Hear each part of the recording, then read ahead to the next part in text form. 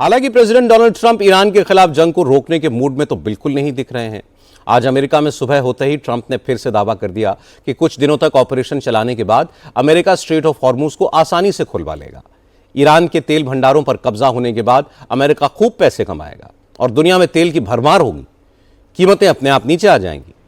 Trump की इस statement को युद्ध अभी जारी रहने का संकेत माना जा रहा है। जानकार कह रहे हैं कि सेकेंड टर्म के बाद ट्रंप को अब प्रेसिडेंट नहीं बनना है, इसलिए वो खुलकर सियासी जोखिम ले रहे हैं। अमेरिका की सियासत में एक वर्ड इस्तेमाल किया जाता है जिसको कहा जाता है curse of the second term. वो ये उसके अंदर ये होता है कि प्रेसिडेंट पहली टर्म के अंदर अपने ज्यादा सख्त फैसले नहीं करता क्योंकि उसने इलेक्शन लड़ना होता है।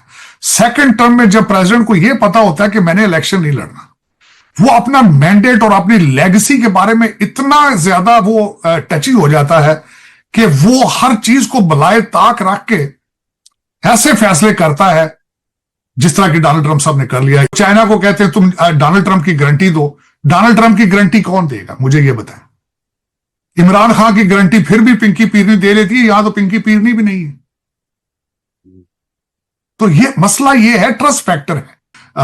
स्टेट ऑफ हार्मुज का क्या करना है, जिस तरह मैंने आपको बताया ये भी प्रपोजल थी, यूएई मान नहीं रहा था और हमारी एक बहुत बड़ी पर्सनैलिटी पाकिस्तान की ने अभी रिसेंटली यूएई का दौरा किया है और उन्हें कन्विंस करने की कोशिश की है कि पाकिस्तान अगर कुछ पीरियड के लिए स्टेट ऑफ हार्मुज को चलाता है तो आप प्लीज एग्री कर जाए। इस बीच अमेरिका से एक और बड़ी खबर आई। ईरान के साथ जंग के बीच अमेरिका ने अपने आर्मी चीफ को बर्खास्त कर दिया। अमेरिका के सेक्रेटरी ऑफ वॉर पीटर हेग्सेथ ने army chief general Randy George के साथ दो और जनरल्स का इस्तीफा ले लिया है। जनरल रैंडी जॉर्ज 2023 में आर्मी चीफ बने थे, उन्हें पूर्व राष्ट्रपति जो बाइडेन ने अपॉइंट किया था। जनरल जॉर्ज का कार्यकाल अभी 2027 तक था, क्योंकि अमेरिका में आर्मी चीफ का कार्यकाल आमतौर पर 4 साल का होता है। रैंडी जॉर्ज की जगह यूएस आर्मी के vice chief of staff general Christopher LaNeve को एक्टिंग चीफ बनाया गया है। आर्मी चीफ के अलावा पीटर हेग्सेथ ने यूएस आर्मी के चीफ ऑफ चैपलन्स यानी धार्मिक मामलों के सलाहकार मेजर जनरल विलियम ग्रीन और ट्रेनिंग कमांड के जनरल डेविड हॉडने को भी तत्काल प्रभाव से बर्खास्त कर दिया है। अमेरिका के डिपार्टमेंट ऑफ वॉर ने 3 जनरल्स को बर्खास्त करने की कोई वजह नहीं बताई, लेकिन माना जा रहा है कि तीनों को युद्ध मंत्री पीटर हेग्सेथ के साथ मतभेद की वजह से इस्तीफा देने को कहा गया। अमेरिकी जनता भी इस युद्ध से नाराज है।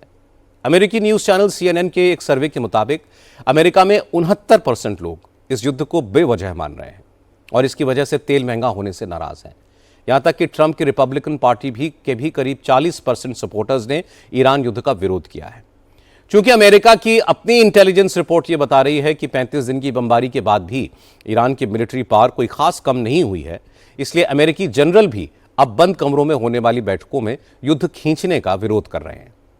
इस बगावत को टालने के लिए पीट हेग्सेथ जनरल्स को फायर कर रहे हैं। वहीं ट्रंप अपने सोशल मीडिया पोस्ट से क्रूड ऑयल के मार्केट और शेयर बाजार को संभालने की कोशिश कर रहे हैं। साफ है कि ट्रंप के पास ईरान को लेकर कोई लॉन्ग टर्म प्लान नहीं है और यह पूरी दुनिया के लिए एक चिंता की बात है।